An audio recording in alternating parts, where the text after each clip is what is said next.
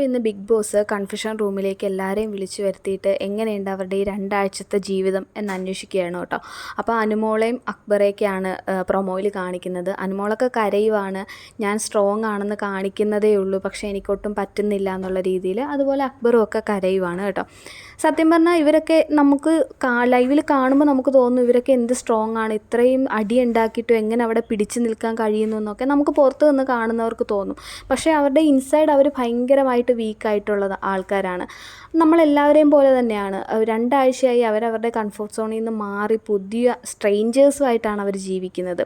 അതായത് ഒരു ഫ്രണ്ട് എന്ന് പറയാൻ പോലും ആരുമില്ല. ഇന്ന് കുറച്ച് ഇൻറ്റിമസി കാണിക്കുന്നവർ അടുത്ത നിമിഷം തന്നെ അവരുടെ സ്വഭാവം മാറും.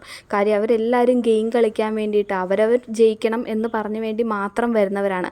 അപ്പോൾ ഇന്ന് വിശ്വസിക്കുന്നവരെ കുറച്ച് കഴിഞ്ഞ് വിശ്വസിക്കാൻ അവർക്കൊരിക്കലും പറ്റില്ല.